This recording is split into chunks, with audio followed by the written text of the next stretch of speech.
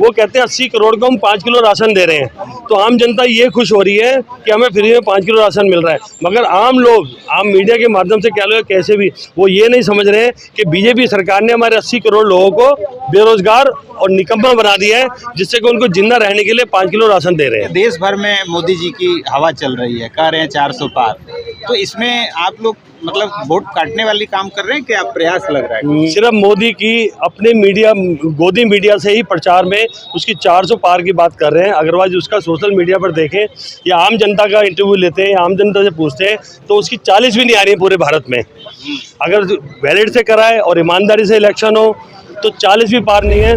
अभी जैसे 2 चरण के इलेक्शन हो चुके हैं जिसमें उनका 6% वोट निर्वाचन आयोग ने बढ़ा दिया है, जिससे मतलब 1,47,00,000 वोट जो बिना आंकड़े के मतलब उसमें पहुंच चुका है। तो उस हिसाब से तो जितनी भी कोई भी पार्टियां मेहनत कर लें, मोदी 400 पार आ रहा है। रही बहुजन समाज पार्टी की, बहुजन समाज पार्टी एक पार्टी के साथ साथ एक सामाजिक संस्था भी है जो अपने दलित, बिछड़े, ओबीसी, माइनॉरिटी इनका दुख दर्द समझती है, और उसकी लड़ाई आज तक हम 40 साल से उस पार्टी में बना के लड़ रहे हैं। और उस लड़ाई में हमारे क्या सच्चाई चलती है, मोदी कहते हैं कि हमने स्मार्ट सिटी बनाई। लखनऊ देखो, ग्रेटर नोएडा देखो, जहाँ उनका राज रहा है 4 बार मुख्यमंत्री बनने के बाद, जहाँ उन्होंने 5 साल के कार्यकाल में इतना ज़बरदस्त कार्य किया है कि वहाँ इंडिया गेट का एरिया भी फेल है जो लखनऊ का दिखाई देता है।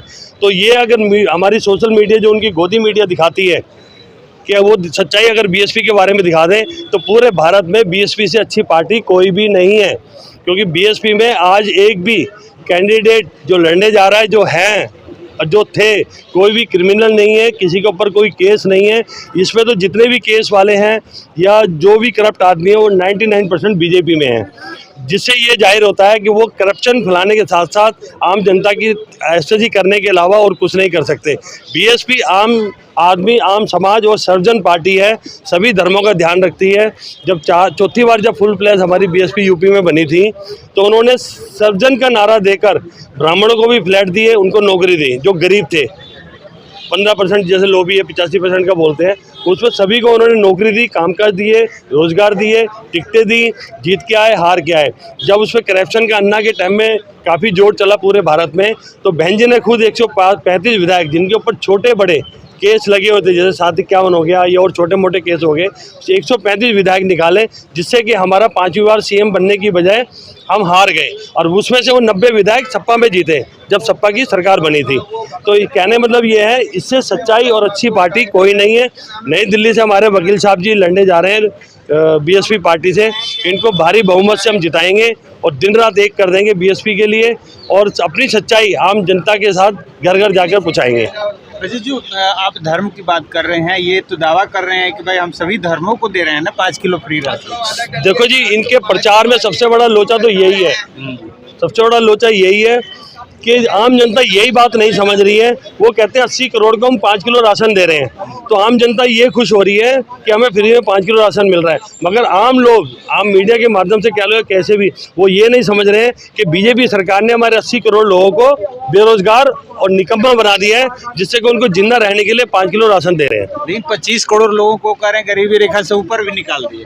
बिल्कुल भी नहीं सर, 25 करोड़ आदमी यहाँ से दिल्ली, इंडिया छोड़ के जो पैसे वाले थे जा ही चुके हैं, उन्हीं को बनाया। अभी लेटेस्ट जो आपका देवगौड़ा के पुत्र हैं जिनका मोदी जी प्रचार कर रहे थे, जिनके ऊपर 3,000 से ऊपर 35,000 या 3,000 ऐसी लगभग रेप के केस हैं, जिसका प्रचार करने मोदी जी गए हैं, उसका पक्ष ले रहे हैं। और उसमें जब सफाई देने आते हैं तो हमारे अमित शाह जी, गृह मंत्री जी बोलते हैं कि ये काम तो वहाँ सरकार कांग्रेस का है जो सरकार है, क्योंकि अगर सरकार वहाँ पर स्टेट में अगर कांग्रेस सरकार है तो केंद्र में तो बीजेपी है ना, और बीजेपी से वो सांसद मतलब लड़ रहा है, तो उसका प्रचार करने क्यों गए हैं, उसका पक्ष गवर्नमेंट को क्यों नहीं देते हैं।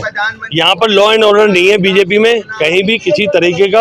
अगर लॉ एंड ऑर्डर बना देखना चाहते हैं तो एक बार बहन जी को पीएम बना दें, तो पूरे इंडिया में लॉ एंड ऑर्डर वर्ल्ड में नाम भी हो जाएगा, तब हम कह सकते हैं कि सोने की चिड़िया बन जाएगी और देश हमारा खुशहाल है और तरक्की कर रहा है। ना वो चाइना की तरफ ध्यान दे रहा है, ना नॉर्थ ईस्ट की तरफ ध्यान दे रहा है हमारा केंद्र, जिससे कि हमारा देश 99% बर्बाद हुआ पड़ा है। जहाँ हम खड़े हैं वहाँ हम खुशहाल समझते हैं अपने आप को, मगर बॉर्डरों पे अगर देखें तो स्थितियाँ सही नहीं है। चलिए, चलते चलते अपने वोटरों से क्या कहेंगे? अपने वोटों से हम यही कहेंगे, हमारी पार्टी की विचारधारा को समझें, और उसको माने और एक सच्ची पार्टी है, इसको वोट ज़्यादा से ज़्यादा देकर हमारे कैंडिडेट जिताएं पूरे इंडिया में, जिससे कि हमारी विजयी हो और लॉ एंड ऑर्डर का हमारा यहाँ कार्य चले।